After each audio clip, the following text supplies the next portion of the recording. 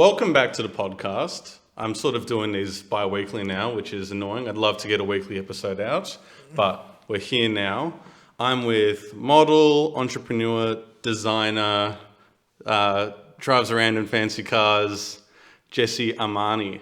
Welcome to the show. Thank you for having me, brother. Appreciate it. Given that you're all about fancy imagery and suits and stuff like that, I thought getting dressed up would be fun in my parents' most fancy room, but can I interest you in a drink? Yes. We have a couple whiskey options.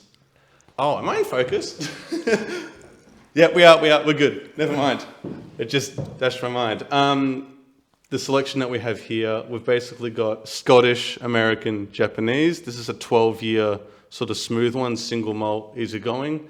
Johnny Walker Double Black. You're probably familiar with this. Yes. Very smoky, a bit intense. And then we've got Hibiki, which is a blend, and so a bit more floral and a mixture of things. Really nice on the palate. I would love to try this. That one? On the rocks. No worries. Are you much of a drinker at the moment, or? I personally don't drink a lot. I would drink for special occasions, and this is a special occasion. And I know you're driving, so I'll try not to blind you. Fill it up with some nice ice and I'll match you, actually, just Done. for the first one. In fact. Perfect. It was a long drive to get here, right? It's an hour drive from where I'm from. Oh, goodness.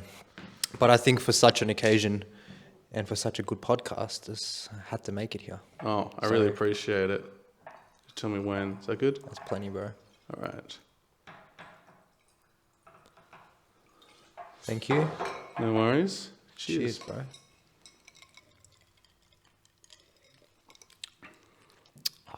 That's good. That's where we're going. That's good. Very distinctively, and I think a lot of people will pick up on this quickly, you've got a really prominent badge on. Yes. Now, this is your latest sort of endeavor. Yes. Is it? Or do you have, you got lots of stuff going on? But I do have a lot of things going on, but this is pretty much my main priority right now. Yep. I feel that there are a lot of things happening in the world, and I will be the face of a lot of things. And this is one of the ventures that I am pursuing for other individuals in Australia. Nice. A lot of your visions, your stories are some of my favorite to watch because you think very globally and stuff like that. And it's funny how you can type in words and suddenly the magnitude just gets so big and out of control.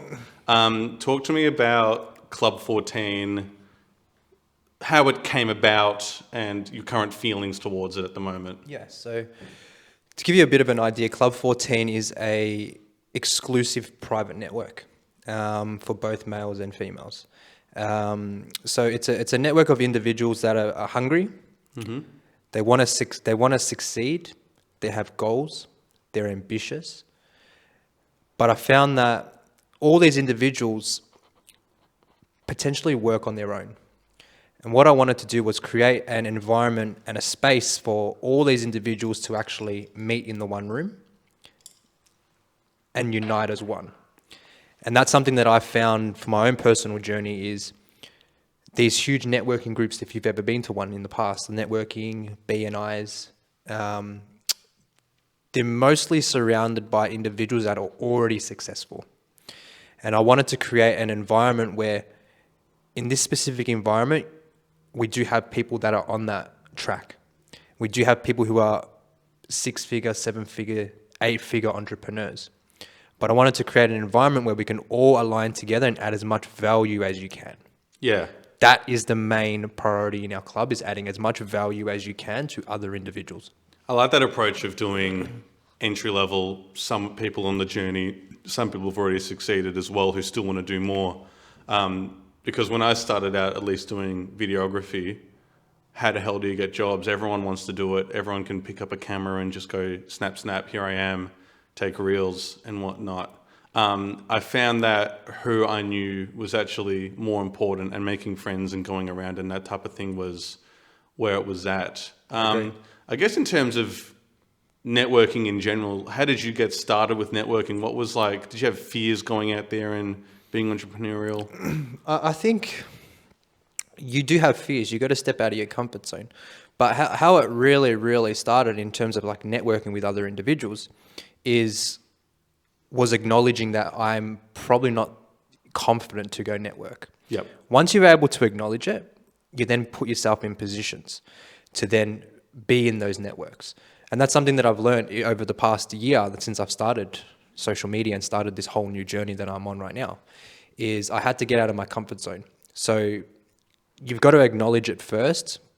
Once you've acknowledged it, now being part of Club 14, you've now got the environment to then get out of your comfort zone, because everybody that's attending these events and anybody that's part of Club 14 or want to be part of Club 14, they're all hungry. Like I said, they're all ambitious. They're all got goals. They're all driven to success.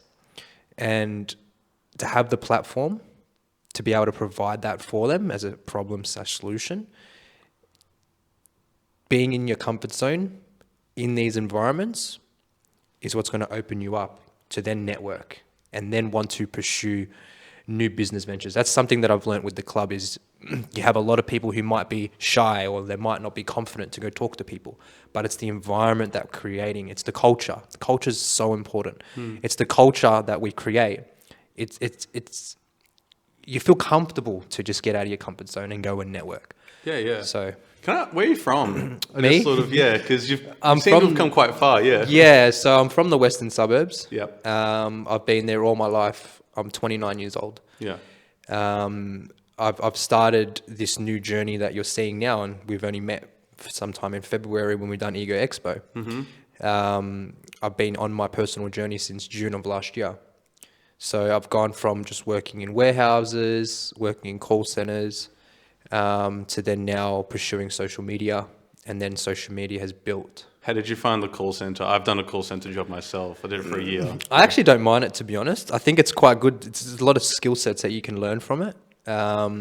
It's a good with learning tone of voice, learning basic sales skills. How to write an email. I think it is really good in that perspective, but in terms of like long-term goals, unless your goal is to become a team leader in the company or pursue other avenues in the business, then it's pretty hard as well in like the support industry and like where to go, because mine was for like a software company, and so a lot of people wanted to be as part of the development team. Yeah. Or some people wanted to be more client engaging. But for those interested in support particularly, you could either become a team lead or head of support. That's it. And there were 4 team leads and there was 1 head of support. So like you're pining quite hard if you're really into support. And depends where you are as well. Yeah. If there's not enough room to move in your current company, then you've got to move elsewhere. So that's something that I've learned throughout my career in call centers. Nice. With your club, suits seem to be very associated with it. So are they, or am I sort of? Yes, it is. Okay. Yeah. So talk me through that. It's the suits. It's not about all of us having one suit. I think it's more about the suit itself. It's about how it makes you feel. It's about the preparation prior to attending your event. It's the mindset. It's the mentality to when you attend your event, but it's the preparation for that. When you're putting on a suit, how does it make you feel? Like a king. It makes you feel like a king. Yeah. It makes you feel like a different individual. Yeah. And for females, it's dresses. So for males, the team that I'm with is we all wear suits because of that specific reason. It's how you feel when you attend these events. You're coming in 100% confident. You're coming in not like how you are usually on a 9 to 5 or how you are on a Monday to Friday.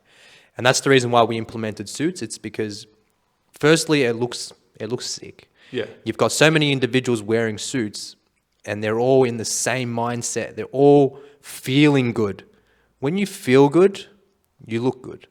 And that's one thing that we implemented is obviously the suits. The other thing with the suit that I really like personally is if you've got like flaws in your body that you're a little bit insecure about, a suit will cover that up. Facts. And make you feel a little bit better. And it can make any man or woman in a way look their best, especially with like tapering and stuff like that. Yeah. So do you design suits yourself? Or? No. So I work closely with a friend called Hervé. So he's our fashion designer. He's a fashion designer. We met at Ego Expo as well. The best thing that happened to anyone. Yeah, I think it's a good thing if you took action after that event. Yeah. I think we had We this did chat. talk about this We here, actually yeah. had this chat once. It's any event or anything that happens in your life, it's how you can react to that. Yeah. So Ego Expo was fantastic for us Yeah. because we took action after that event. We done what we spoke about earlier. We networked. We looked for opportunities, we created opportunities, and we took action on those opportunities. And that's what's led us to where we are today. But overall, Ego was a fantastic experience. Yeah. You were just a model there. Were you displaying anything or? Yeah, so I was just, I came as a model. I walked, I think it was 7 or 8 companies on that 2-day event. And then Hervé found me, which is the fashion designer. And he said, let's create a suit together. And I want you to be the face of the brand. Nice. And yeah, and that's how we actually led to Club 14 from Do you that. like modeling? I'm not a model. I actually don't. When did you realize you were good looking? I actually don't think that way. But I didn't want to pursue modeling, if that makes sense. All I really wanted to pursue was being more professional in my content. Yeah. And if taking photos with a professional camera categorizes you as modeling, then I guess I'm a model. But what I wanted to do was really just create content to look more professional in the field that I was in, which was real estate at some point. All right. So I came from a real estate background and I wanted to create professional content for my clients and my vendors. And wearing suits, it led into that. And then Yeah, obviously brands found me as well and I took that career. Yeah, nice.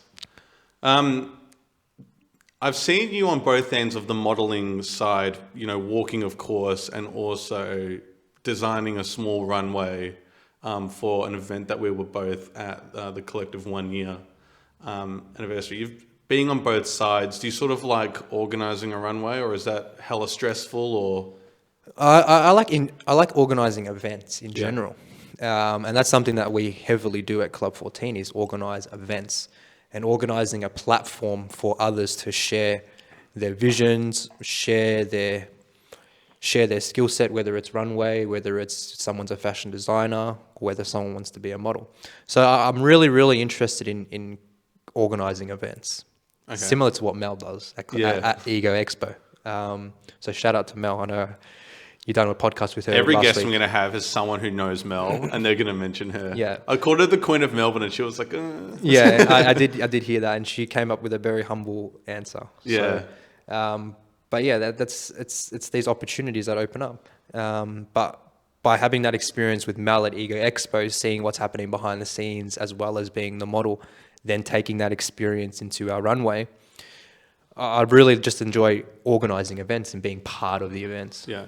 Jessy switches on because when you were organizing, you had 4 models in suits, I think? Yeah. You were very precise and on point with all of them, and it was really interesting to see how your brain works and ticking. And what's also nice was you were referring back to me in the video as well, because often with the video guys, they're just like, stand here, do this. And not that anyone I've had on here, Mel's actually been really good, so she's collaborative, will call me and stuff like that. But I've definitely been in a position where it's like, do this, do that. And I'm like, kind of can't, kind of can, and stuff like that. And so it's an interesting line of communication that's required to do that and be well. Have you had any bad experiences modeling, or anything, sort of not go as you expected and stuff like that? In the social media world, maybe. Obviously, the modeling that I do for these companies, it ties into social media, really. I feel like when I'm creating content in the past, that there's too many guidelines, too many rules, where I kind of feel that the individual needs to be authentic. And that's what I've learned by building this club, is being authentic and just being real. But when you're representing certain companies, certain brands, it's very to exactly what they want. It'd be quite similar to when we were at the runway, where I was like, this is exactly how I need it done. This is exactly what I want done. And it's because you have such a vision in your mind, you want to express that vision. And that's one thing that I've learned through the social media and modeling world is they want exactly everything to be done exactly how it is. I've taken that mindset into my own business, where usually it's just, oh yeah, whatever, just get it done, just sort it out. And I never really liked that, because it just shows not prepared Yeah. and not planned. I like things to be like smooth. Yeah. And preparation and planning is what's going to get you smooth sailing. Yeah, I think precision is one thing. Yeah. People who are precise is something that I really like working with. You use Instagram a lot. You're on TikTok as well. How many followers on TikTok do you have? TikTok, I looked at it this morning, was 129,700. That's like a packed finals week AFL game. Like, imagine all that many people watching your content and following you and stuff like that. That's I actually see it as a huge positive in my own life, because it's not about how many people you can get to follow you. It's about how many people can actually retain and follow you and watch your journey. And that's what I take out of my following is how many people can I inspire? How many people can I add value to? 129,000, I don't really give a shit about having that much of a following. But what really gets me to sleep... He does. He cares a little bit, but it's like he cares about all your 129,000. What I mean by that is what I really care about behind the scenes is how many people am I impacting? How many people can I give a positive return for by watching my 1, 2 to 5 minute piece of content? Yeah. Because it's all about adding value. If I can't add value to my following, then what's the point of me having a following if I can't add any value? Do you prefer Instagram or TikTok? I think both of them work in two different things. Yeah. A lot of my conversations and a lot of my club members, a lot of my meetings, and a lot of the people that want to be part of my club come through Instagram. But the best way to get reach, I believe, is TikTok. I went to an event for Jessy Armani about 4 weeks ago. And one key thing I took out of that was my question I asked the agency that found me was, how did you find me? They're like, we watched your TikToks. Oh, yeah. And it just shows you the power of social media in terms of TikTok, where it's open to a reach of huge numbers. And you never know who's really watching you on that platform. So I look at it in two different ways. A lot of my content on TikTok is spread out against millions of people, where Instagram is quite real, where you're having one-on-one chats. Do you ever get sick of social media culture and just relying on it? I do get sick of it sometimes, but I realize that there's a lot of people that kind of depend on me. They're inspired by my content. So I've kind of got to put in the work. I think that's very important. You've got to build value as a man too. So by doing social media and adding value and inspiring others, I feel that that's what's contributing to me adding value to myself as a man. And I won't stop, because there's too many people that kind of are inspired by me that I have to just keep going. Yeah. We'll get back to the masculinity stuff in a second, but I'll just tell you, I actually deleted TikTok last weekend because I think I was finding myself like 3 hours a night just scrolling through it and having cheap laughs. I love comedy stuff and I love the really stupid, socially inappropriate stuff. I actually did stand up first as like my going out there and trying different things. It didn't work out. Maybe you guys need an opener at your Club 14 meetings. Maybe you give me a call then. Definitely keen for that. And Instagram's a tricky one for me because their whole business model wants Instagram to be the central place you do everything at. They implemented the story feature from Snapchat, and now they've got Reels, and Reels are very much like TikTok, and Reels go out there and go crazy. My OMFG media page has something like 94 followers, but each Reel has something like, the smallest is 200, but they're averaging about 2,000, 3,000 views, and the highest one was 10,000 there. And so I'm like, damn, this actually does go out. So whatever Instagram's algorithm is, they're doing everything they can to keep me on the app and stay on the app, which are sort of, I like it in two ways. I like, one place to do everything, but it's also like, I don't want to feel too dependent on it. Yeah. And it's a duality that I'm sort of interested with. I also don't like editing in that ratio. It's too thin. Yeah. You'll see this will be like wide and gorgeous and cinematic, and I think the reason why you're getting reach to your content is because you're adding value to your audience. yeah. If you were posting just shitty videos that's adding really no value, then it's probably not going to get 2, 3, 10,000 views. I think it's forget the actual platform itself. It's what's being created on the camera. Yeah. And then you producing it and submitting it onto that specific platform. That's how I see social media. Yeah. It's anyone can post content. Anyone that can be a model. But if they're not posting model content, then how are you going to be perceived and acknowledged as a model? So your content, I see it as is very inspiring, hence the why we're here today. Appreciate it. Yeah. So it's you're adding value, and I see that as very important in terms of your social media. If people are watching 3,000, 5,000, 10,000 people are touching your content, it's because you're adding value into their lives.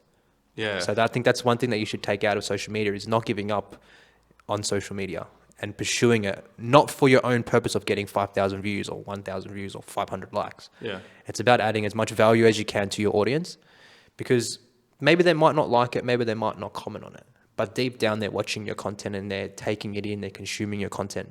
One sentence or one word out of your content can actually inspire them to become a different individual. Yeah. I'm really into storytelling, and that's why I think Yeah. the reels in particular are Yeah. sort of where I'm at. I tell you a funny story about views, and this was the first video thing I did. I was 15, and my friend, he was actually the first guest I had on my podcast when I first did the iteration, Galagath, but he was inanimate mashups at the time. Now, mashups have come back as a bit of a TikTok trend, where you get like the vocals from one thing and the music from another song, Yes. combine them together and stuff like that, and there's a lot of memes and stuff like that.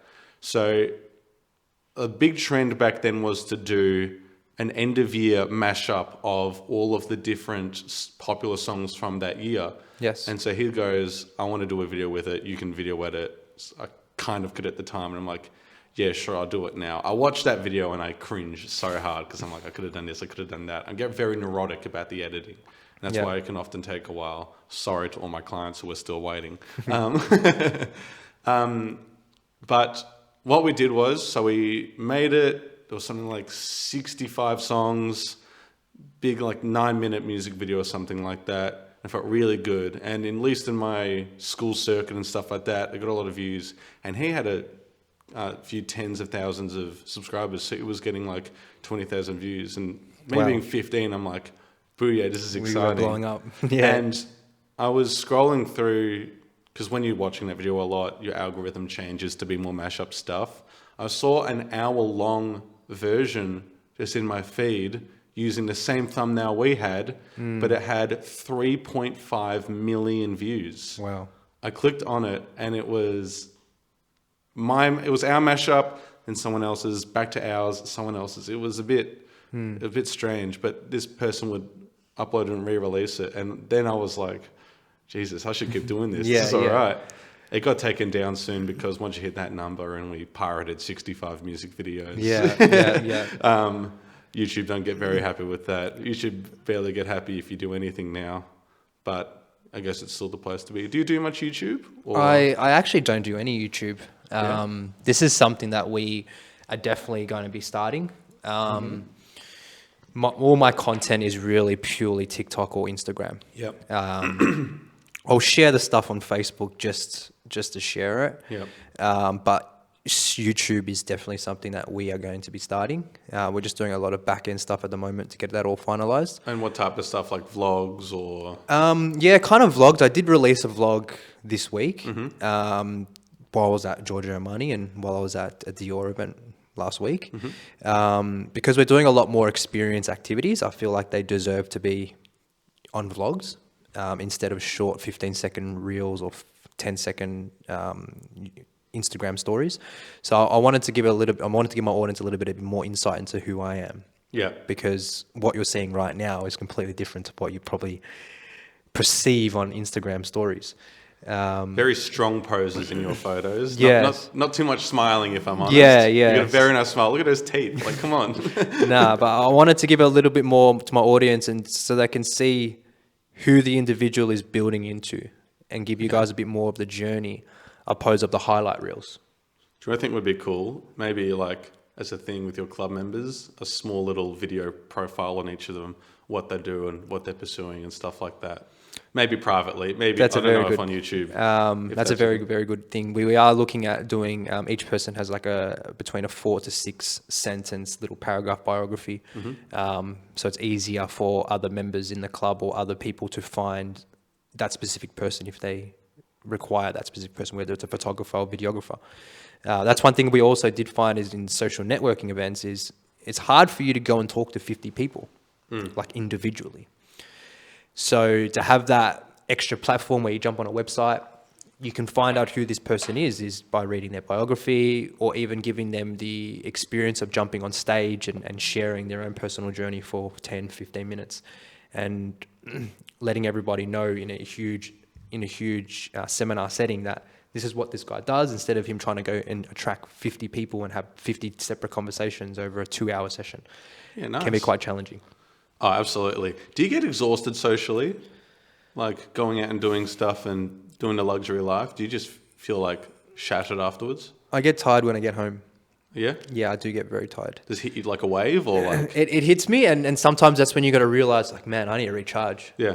Like I literally had probably this phase just recently where I was like, man, I'm exhausted. And it's good to be honest about it because we can sugarcoat it and say, no, I'll keep running like a speed racer. But the reality is sometimes you as the individual need to reflect back and go, you know what, I do need a rest. And that rest might be 2 days off social media.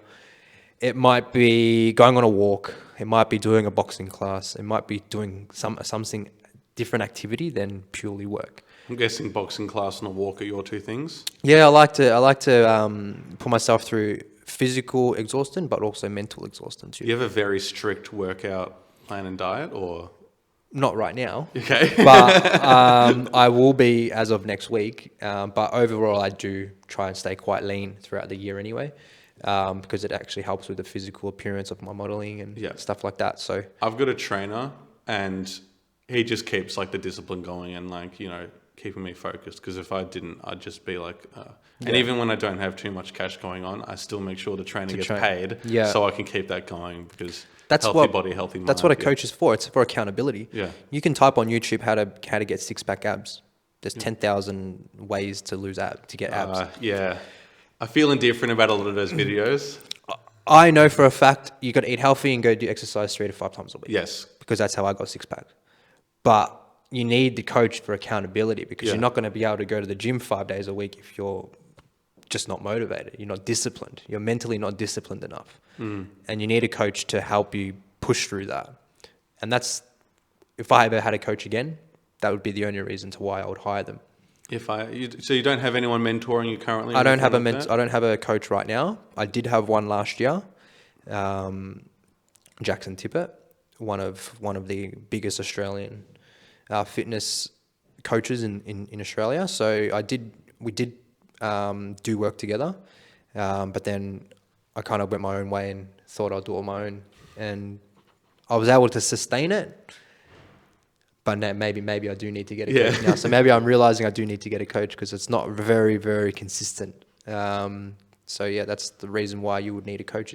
It's interesting that you say relaxing would be doing a boxing class or a run or whatever it may be, because my mindset of relaxing would be playing a video game and wasting away 6 hours. Yeah. And I don't feel like I'm wasting away 6 hours, by the way. I'm playing Sleeping Dogs currently. Have you heard of it? I don't play games. Fair enough. It's the 10-year-old game, and it's open world, kind of like GTA, but you're an undercover police officer in Hong Kong, and you're investigating triads. That sounds like very a simple, good game. but it's so much fun, and it focuses on like fist fighting and stuff like that, rather than guns and all that sort of stuff.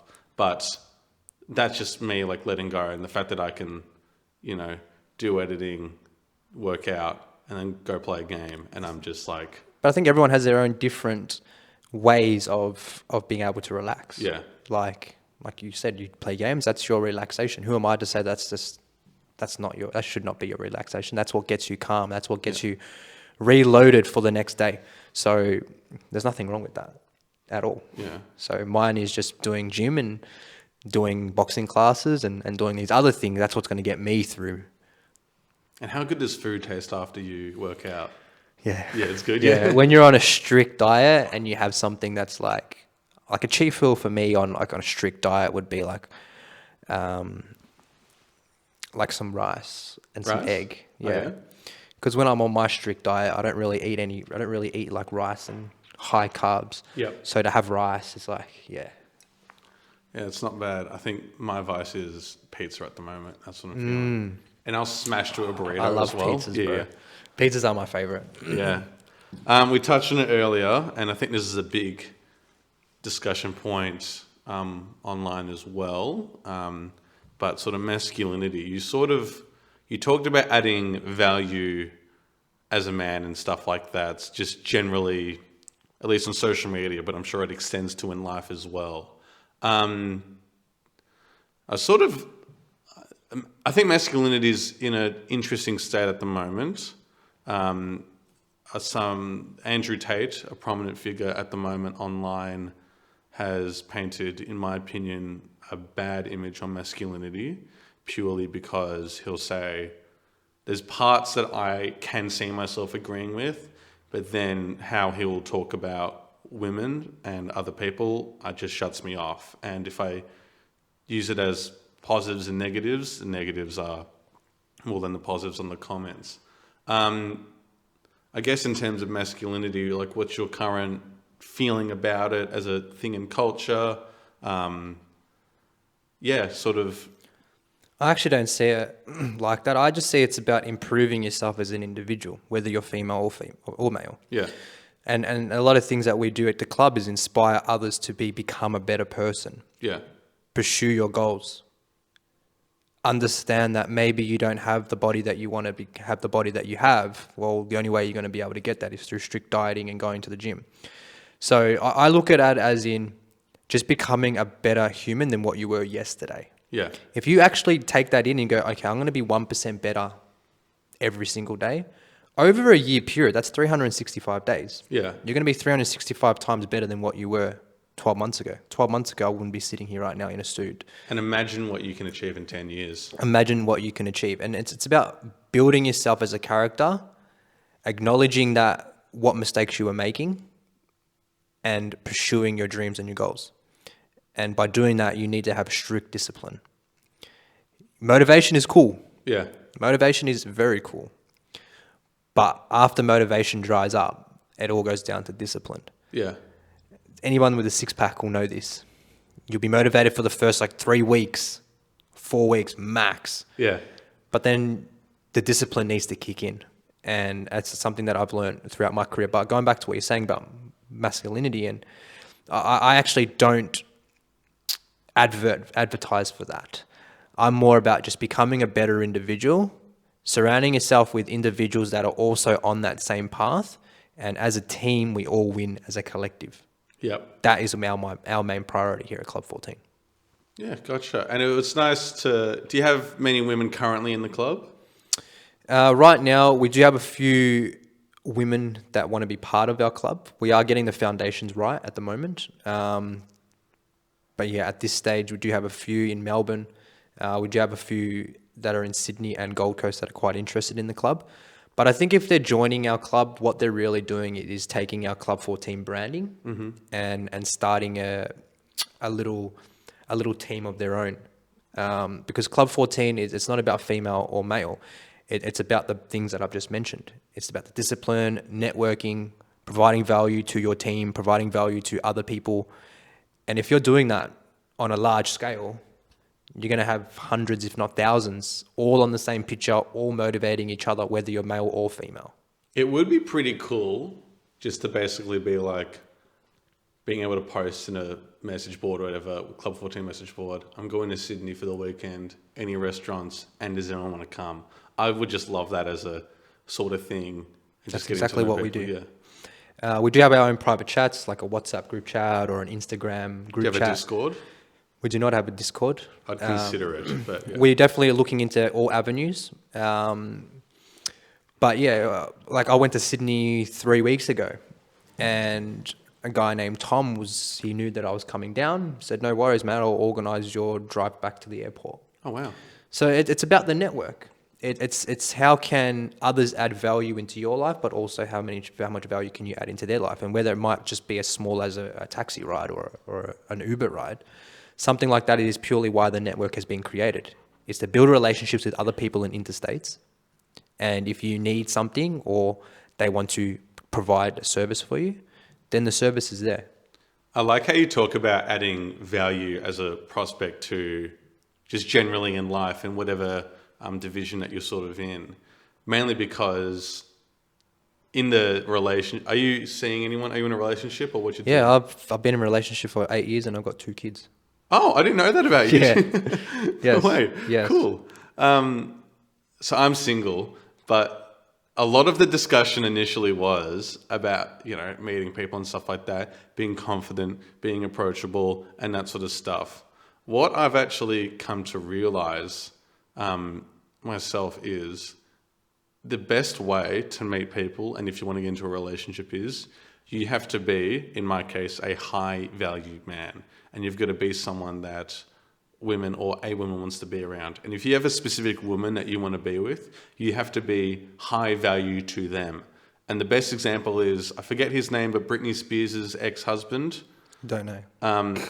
He was just a dude who was around, but Britney Spears in her heyday, you can just guess, everyone just trying to go up and be like, oh my God, Britney, I love you. But he's just like celebrity singer, who gives a shit, stuff like that. And she liked that. She wanted to be away from all the fame for just like a few moments, and married this guy for a few years and stuff like that. And he was just chilling, seemingly the antithesis of what she could go for. Theoretically, she could get a Chris Hemsworth or stuff like that. But it's all that sort of metric of, if you want someone or something in particular, you have to become the person that they want to sort of be around. And you've done that a lot professionally as well. So you attract who you are. Yeah. And whether you want to attract a high value woman, you need to become a high valued man. Yeah. Whether you want to become a model, then you need to put yourself in the shoes to become a model. Yeah. You need to pursue the attributes to become a model. So you definitely attract who you are. That's something that I've learned in the last year by doing all these things that I am doing. Yeah. Is I'm attracting huge volumes of individuals that are hungry and successful, they want to be successful, they're driven, they're goal driven, they're ambitious. It's because I'm in that same category. Yeah. And they want to be part of my journey, and I also want to be part of their journey. So you need to look at yourself in the mirror and realize, if I'm not a high valued individual, how do I become a high valued individual? You got to break it down. You got to have steps in place to how you can become this person. And the only way that you're going to do that is by acknowledging it and then start working on it. That starts off in the gym. I think once you hit the gym, your physical mentality starts to get a lot more confidence. Your mentality will start to complement that as well. Yeah. And that's one thing that I've also learned in my career is the physical well-being will help the mental well-being. Yeah, nice. I've definitely found that too. I'm at my best when I'm exercising and doing something. I was actually doing boxing today outside. It was really hot. My shoulders are sore. I'm going to have to rest up. I am a big fan of small victories. So I talked about this on the last podcast. When I wake up and I'm making myself a black coffee and I'm just having a sip, I feel fantastic. Yeah. So, like, what do you like doing that's a small victory? That could be mundane or it could be anything, but for you personally, it's just like fantastic. Every single day I see my kids. That is a big thing for me. Yeah. Whether it's giving a kiss goodnight or kiss in the morning, that for me is what inspires me and actually generally makes me happy. Yeah. Something like that is what gets me going. Like, that's why I said to you today, we need to make sure this podcast is done earlier because I want to make sure I want to get home to my kids. Yeah. And that's what's really driving me behind the scenes. It's your why. And yeah, it's something as small as that. And every parent out there knows this. If you're a parent, you would understand. But every parent, that's 22. I hope I'm not a parent. Yeah. my partner was 23 when we had our first kid, I think. Yeah, 23. Yeah. So yeah, like they're the small things that actually get me going. It's something. It's not like something as simple as that, but that's what generally makes me happy and inspires me to go and do what I do every day. I didn't realize you had kids. Do you mind me if I ask how old they are? Yeah, one is 4 and one is 1. Oh, fantastic. Yeah. And what, boys, girls? 2 boys, Okay. half Filipino, half Thai / half Maltese. Oh, wow. Okay. Yeah, 'cause my partner's Maltese. I'm half Thai, half Filo. So I've got 2 half caste babies. Yeah, well, you know what? The half caste, I don't like that term. It sounds like rude. It's very Western. I don't know. Yeah. For us being in the West, like this, we're just half caste kids. Yeah. You got to remember, I grew up on the streets. Okay. What you see now is you're seeing a gentleman. Yeah. 25 of my previous years, I was running on the streets, Yeah. doing other things. Is the street scene in the West I'm originally from Sunshine. Sunshine? Okay. So we grew Because up. this totally goes over my head. I know Yeah, nothing that's about why this. when I was driving in the area, I was like, all the houses look Yeah. very nice here. But yeah, I grew up in the streets, grew up in housing commissions from the age of 17, lived on my own. Always worked from the age of 13 in small jobs, warehousing, fruit shops, and lived a very, very challenging life. Was a drug addict for 4 or 5 years on the heavy drugs. And like I said, what you see now is a gentleman compared to what you might have seen 5 years ago. So have you been sober 5 years? I've been completely sober, for about 5 years. I'm sorry I poured you a drink. No, not alcohol. Okay. I was on the other stuff.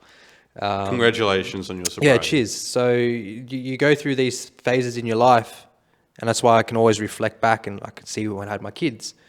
That was a big motivator to why I had to stop drugs, and start inspiring others to not follow that same path that I had gone through.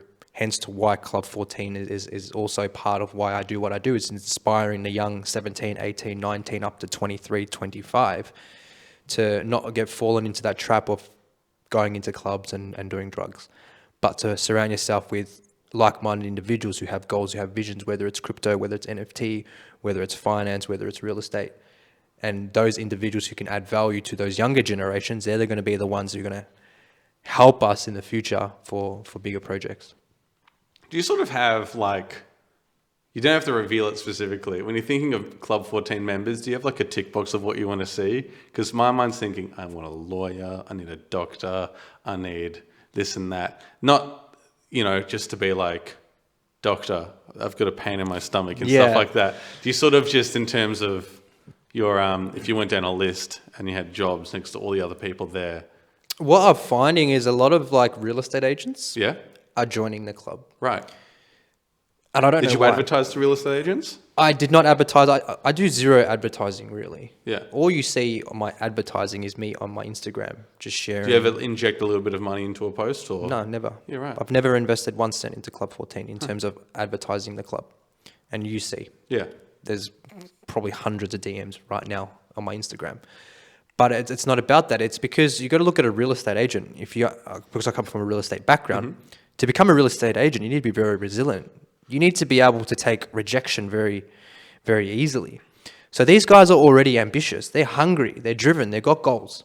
So to then have an environment where we provide that exact environment, well, that's where all the real estate agents are going to go to. Yeah.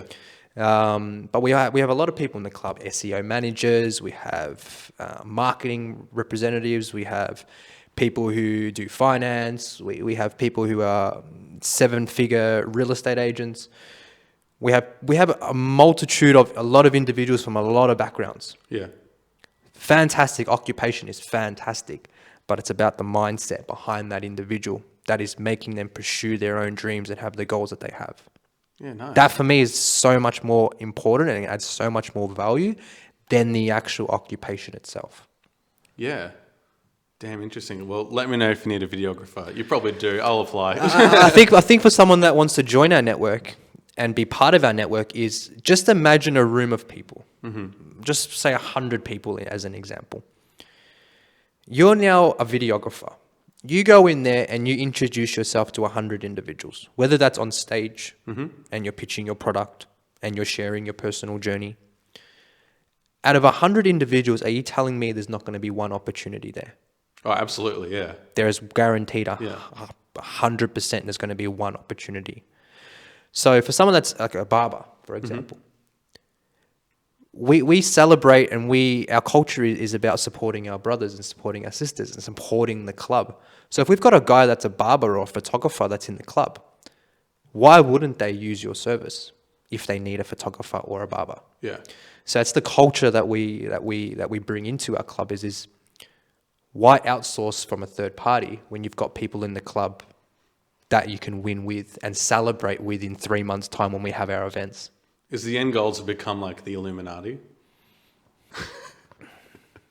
Or like, you know how in John Wick they just pull out the coins and like... Yeah. I actually don't see it like that. I see us as making a huge global impact. Yep. And supporting the ones surrounded by you.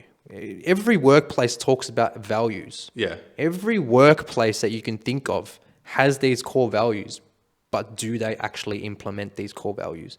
Support your teamwork, support your teammates. If someone asks for help, you provide them with help. Yeah. But that's exactly what we do. Yeah, nice. We talk about it, but we implement it. Sticking to your word makes you high value. It doesn't matter like who you are or what you do. Yeah. Just stick to your word. And supporting the people around you. There's no point in outsourcing something when you've got someone in the club that can benefit them, but also everyone in the club wins. That's the big thing. It's about being surrounded by winners. That's then going to motivate you to then build a discipline in your mindset to become a winner. All right. Someone goes into the group chat and they're not feeling too hot and they say, I don't feel like a winner. Things aren't working out. How does the group help that person? You can either be somewhat individuals might message them indirectly or directly. But we kind of keep our motivation quite high because most of us do have social media too. So we do share our content ourselves. So that's something that I do. And that's something to why I think I've built such a huge network in that perspective and building such a huge audience is because I am able to motivate you and keep you inspired by doing everything that I'm sharing. So if you're feeling down and you kind of feel like, oh man, it's not my day today, I post that type of content too. Like just yesterday, I posted this. I was in the Ferrari, but it's not crying in your Ferrari. No, it's not about the Ferrari. It was more about the thing underneath. It's not. Don't get distracted. Refocus on your vision. And the Ferrari wasn't about that. This was actually me telling you guys that I'm not focusing. I'm getting too caught up on these materialistic items. Yeah. I tell you what, there is a slight challenge to that because there's a lot of superficial stuff that goes on social media.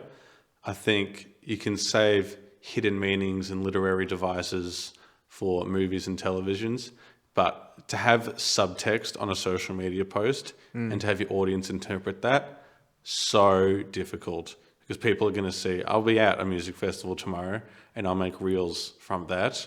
It's just going to be fun, exciting, bam, bam, bam, and stuff like that. You're not going to have the subtext of my ears are ringing or this song didn't sound good. Or in fact, if something goes wrong, you bet your bottom dollar the camera's coming back out and filming it. I think if you actually treat your social media accounts as a journal, opposed of how can I create content? You are the content. And that's one thing that I've taken on board is when I share my journey path and you guys come through with me. You've been following me for like 6-7 months. So you understand like, oh, he was doing this, he was doing that, he's doing this, he's doing that. It's you see the emotions as well. And that's something that I've realized myself is through the video I put up yesterday. It's about, yes, it might look like a sick car, it looks cool, but there was one text in there that reflects for me. Remember, this is my journal. And how you guys interpret it, it's up to you guys. But deep down, I was looking at it thinking, I'm becoming materialistic. I need to refocus on why I've started what I am doing. Would that be your biggest fear, becoming too materialistic? Yes. It's refocused me to doing things that I probably shouldn't be doing.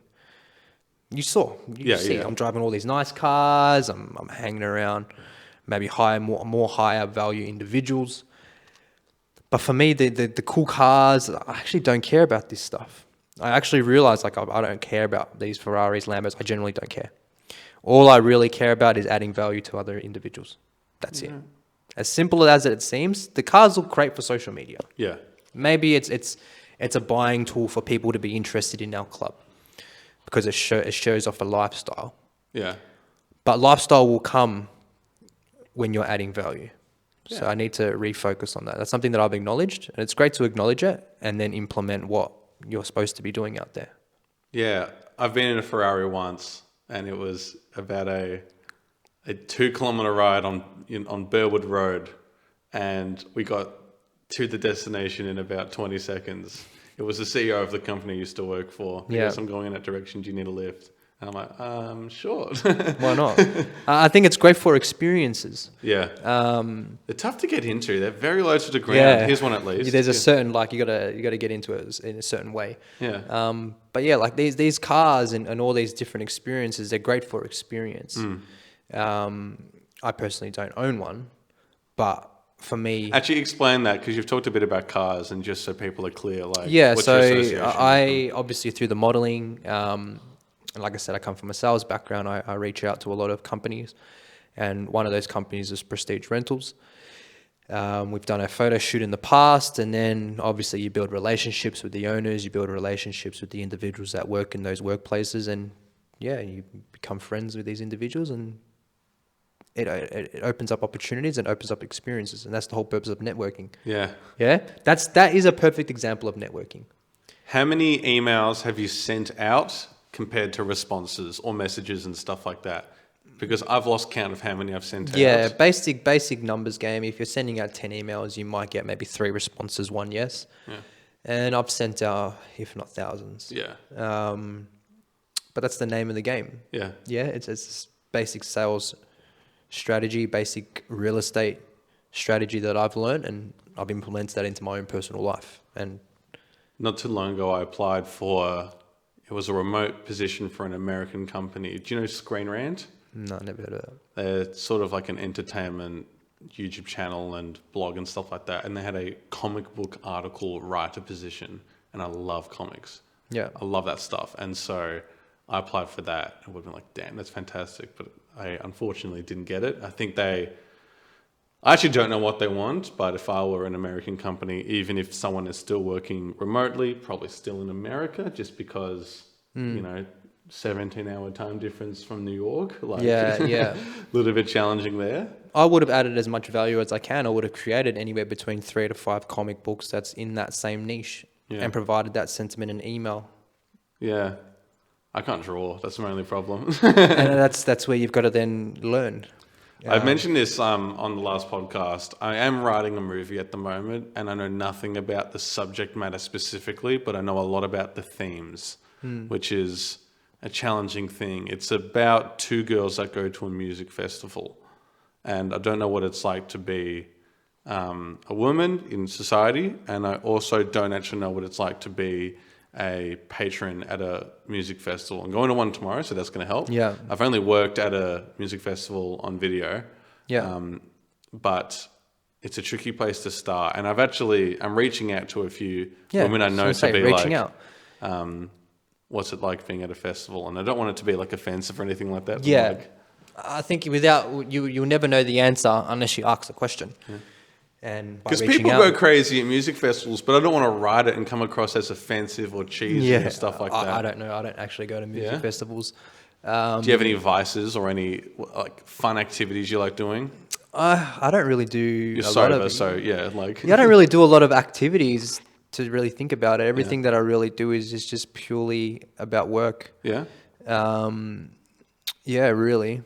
Do you struggle to take breaks? Because if you're on 24/7, you're gonna like. Yeah, I realize when I am taking a slow break, and those breaks actually aren't forced breaks. They might be, I am not doing as much work as I used to do. Yeah. And that becomes really, it fucks with my anxiety. Like I need to be doing something. Are you anxious? I'm not anxious, but I feel like when I'm not doing something, I do feel like I'm just not doing nothing. Yeah.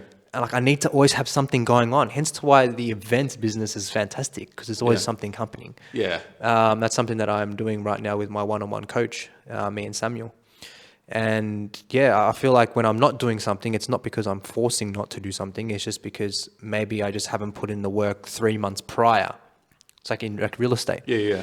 You need to get listings so then you can sell the houses in 2-3 months' time. So you need Yeah. to do the back end work first. And if I'm not doing the back end work and I'm just super excited about these materialistic items, I'm not doing any work. I'm just driving these nice cars. It looks cool. Yeah. But I'm not doing any work. So 3 months from now, it's probably going to bite me in the ass. Yeah. We'll So- see how we go though. Like, yeah. See how we go. Yeah. Can I ask about the tattoos? Is that all right? Yeah, of course. What inspired you to get a neck tattoo? Because that's pretty bold. Yeah, so I got my first neck tattoo, which was this cross here. Not necessarily going to be able to Yeah, see it, probably can't unfortunately. see it. Yeah. I got that when I was about 18. I just said, fuck it, I'm going to go to a tattoo shop in the city and just get it done. And then it led to another tattoo. You got to remember as well, these are phases when I was heavy on drugs. Yeah. These were, I don't give a shit. I don't care Yeah. type of environments. So I'd go to a tattoo shop 3 a.m, stay there till 3 the next morning and just get tattoos. Yeah, right. So I got my next tattoo done, and then by the time that was done, I said, you know what, we need to fill it up, and then I got my missus tattooed here, which is her doing this Yeah. in Thailand, and it's been like that since. Oh, nice. Yeah, but I'm fully covered from the arms, chest, back, this arm. We'll get a photo up of just you in between us. Yeah. I sort of like that though. I like the idea of getting a tattoo. I don't have any currently, but I don't know what I would get. And an old coworker said to me, if you don't know what tattoo you want, don't get a tattoo. And This is all great advice, because this is the same advice that I probably had 30 times before I got my tattoo. yeah. Um, I like it though, just very quickly, how you talk about, when you're on drugs and getting tattoos, it's sort of a reminder of who you were, where you came from. And exactly. And that's what I'm just thinking now. Yeah. It's like, when I got that tattoo, what was I doing? Yeah. Why was I doing that? Yeah. And it's because I was just in a different environment. I was just doing the different things that I am doing now, and it's building me into the character. What you said before about how do you become a high valued man, it's acknowledging where you were. Yeah. It's great being rich too. Like something that some influencers say. It's the success of being rich is about always reflecting back to when you had nothing. Yeah. You can go buy a $10,000 steak, but remember when you didn't even have $10,000 in your bank. $10,000? If you go to one in Dubai or something. Yeah. But it's about reflecting on what you didn't have before, and that's what makes you have gratitude. Yeah. That's one thing I've learned as well. Yeah, nice. Gratitude's hard though. It's hard to just switch onto gratitude mode and be like, It's very able to do it, challenging. yeah. I tried to, like when I jumped into Lambos and all these, I'm like, this is my first time ever being in a Lambo. yeah, But I generally don't care. yeah, And it's about having gratitude for things that you generally care about. yeah, Like these materialistic things. I actually generally don't care about these things. yeah, But it's a good experience, and it's a good thing to inspire other people to pursue. But for me personally, yeah, these things. And I'm going to look at the time quickly to see roughly how we're going. Oh, we're at least approaching an hour or even... has it been an hour, bro? I know. How good I is it? could literally just sit here and have a chat with you, bro. Yeah. I sort of want to, I guess, ask, not to want to wrap it up. Anything that you want to ask me or anything that you wanted to mention on here that we sort of haven't touched on? I think I see you now doing your podcasts. I think this is episode 4? 3. This episode 3. Yeah. I've got something coming up. I'll tell you off camera what it is, but it's unfortunately going to prevent me from making heaps of these this year. Okay. So coming into next year, this is the main thing I want to do. When I started doing podcasts as first thing, well, when I was in high school, it was writing movies and stuff like that and short films and editing for mates. I still like storytelling. I do like podcasts as a medium. I like the Australian market for podcasting, given that there's not much of one. Australia doesn't have too much of a premiere interview podcast, if I'm honest. And as well, video podcasting in particular is very popular.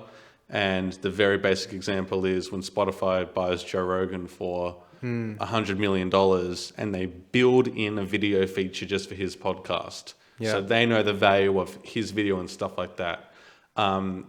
I also like, this looks like a lot, like you'll see here, and I've got the backpack there and the light case. It's not as heavy, but it's portable and I can travel with it. Yeah, So I want it to looks be able quite to portable. Yeah, I want to be able to move around and do it a bit there and stuff like that. But it's going to take a bit to get there. It's actually hard getting people to say yes. There's a lot of people who will say yes, think about it, realize it's not their thing, and then As in hosts or as guests. in like Yeah. guests? Yeah, so I'm very much still in the approaching phase. I think now that I'll have 3 from this and eventually 4th, we've got someone coming up. Yeah. That people will see it as something to do, and the fact that the environment changes and how I dress changes. I sort of want to match the guest's persona and set up an environment that's to their brand and whatnot. And the one I'm filming next week will be very much that. And I'd love to be able to take it interstate. Yeah. Fantastic, just to I can interview someone organise in the those middle doors for you. Oh yeah, excellent. I can organise a lot of doors for you. But yeah, going back to your podcast, and I think it's about consistency. Yep. If your personal brand, if you're reaching out to these individuals, just got to look at it as an outbound job. Yep. You're reaching out to these individuals who you want to be on your podcast. But if you have no brand credibility, if you don't have consistency behind your own brand, how can they want to trust you? And this goes towards everything. Everyone says this to me all the time. How do you build such a big network? Or how do you build such a big following? How have you done all these things? Consistency builds trust, and that's building consistency with your content. I had a mad statistics that I brought up. I think you saw this last week on my Instagram. Yeah. For the last 1 year and 2 months, it was 456 days or something. I've posted over 3,800 times. 3,800 times. Someone will post 3 podcasts. Over 10 a day, 11 a day. It was 8.9 or something, or something around there. Jesus. But someone will post 3 stories or 30 stories or 150 stories and go, man, I'm not getting the results. And I just bring up my little statistic and I go, I counted them. I counted them one by one. I was like, I just need to get this. I needed to have the numbers. I needed the statistic Yeah. so I can back myself. It's like me saying to you, hey man, how did you build your social media? Oh, you just got to post. Yeah. Post 3 times a day. But Well, all the social medias and YouTube, they want you to post. Yeah. YouTube's a bit particular, which is kind of annoying. It's a bit difficult to post something that's an hour and a bit long each week or every 2 weeks, whenever I can do it. I think I want to get 6 episodes that are really good and solid, and I want to be able to jumpstart and go next year and be able to do something really big and cool and be able to, do one in Sydney. This week we're in Sydney, and then in Melbourne. And then this week we're in Perth. maybe we'll do a Club 14 in Sydney. Club 14 in Sydney? Yeah. Yeah. I reckon that'll be a good idea. But yeah, it really just goes down to consistency if that's something that you're trying to build. And a lot of people... Club 14 podcast. Club 14 podcast, that's something else that we are also looking into. Yep. Because that will be a great platform to, instead of trying to do an event, you have them on the podcast. I mix audio. I'll show you other hardware I've got, but I actually mix audio and stuff like that. So beautiful. That's something that we'll. I think you got a lot of attributes for our club because you Yeah? can add a lot of value into I'll the think club. about I believe. it. I don't know if I can afford it at the moment. Yeah, so I think it's a lot of individuals can add a lot of attributes and add a lot of value into the club. It's just more about, do those individuals want to add value? Yep. Because you can find a lot of people can be quite selfish. They might have a lot of success, but they don't want to share it with no one. Where our culture is completely different. I've had a lot of people ask me, what do I get out of the club? That mentality is already bad from the start. You just want to take. Where in our club, it's give. But if someone said, "What can I learn from your club?" Is that? It's the right mentality and it's the right words. Yep. If you're just, how much can I take? It shows me that you might not have the mentality to give. And by giving, at some point in your life, you will receive. Yeah. And that's how I see the club. That's the culture that we want to build. And that's the culture we are building. Do you have a 1-year plan, a 5-year Yes. plan, or stuff like that? So this is something Don't that, reveal too much. Of Yeah, course, so but- obviously for us, we want to go down the seminars. We want to make sure it is quite a big setting. Yep. Because if you've got one setting where you can add as much value as you can in that one setting, then that's a win for everyone. Instead of trying to do 20 coffees Yeah. individually.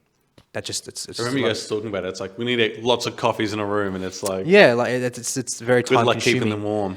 It's very time consuming to do that. So to be able to provide as much value in the one room as we can, having these beautiful dinners, it's just about, I'm just the guy that can organize individuals in a room. Yep. And how do I do that? I've built such a huge, consistent social media accounts. People trust me. It's because I'm consistent with my content.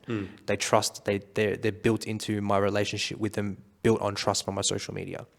So if I can impact one person's life by bringing another individual and they meet, and those two end up becoming business partners or long-term relationship friends, then that's the whole purpose of the club.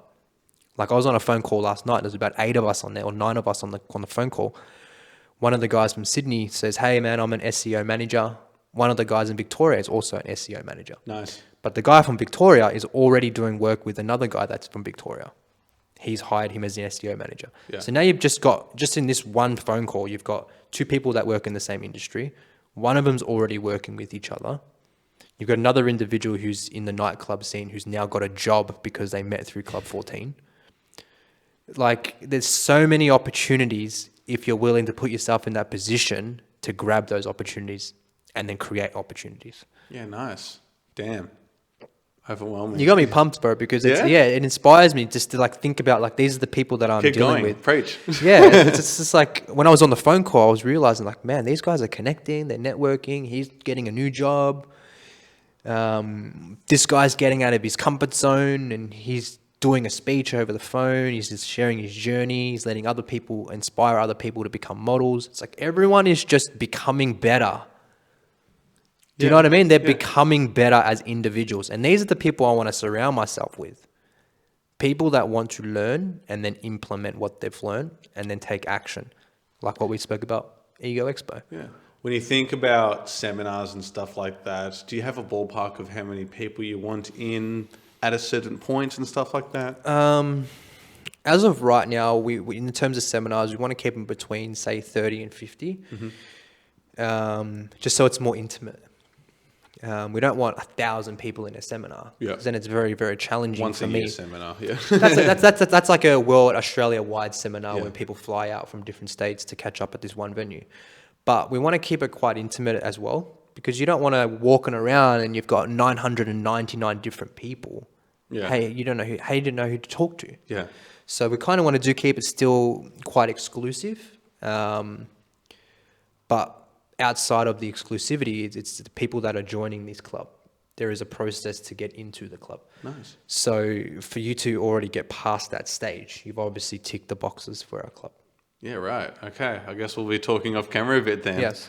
I'm excited to do so. I don't want to keep you too forever because I felt really touched when you talked about seeing your kids and, you know, kiss goodnight, kiss good morning and stuff like that. So I want to make sure you get home You're right. safely and timely for that. Wow, what a discussion. I feel really pumped now and quite Yeah, motivated. you got me pumped up now. You got me wanting to go hit the gym or something, bro. Yeah? Yeah. Well, I've got some things to show you, but what an absolute pleasure to have you on. This has Thank you, been man. absolutely Thank you for having rewarding. me. Thank you. And yeah, we'll see you around. We'll be chatting, of course. We'll be chatting. And stuff like that soon. Thanks, everyone.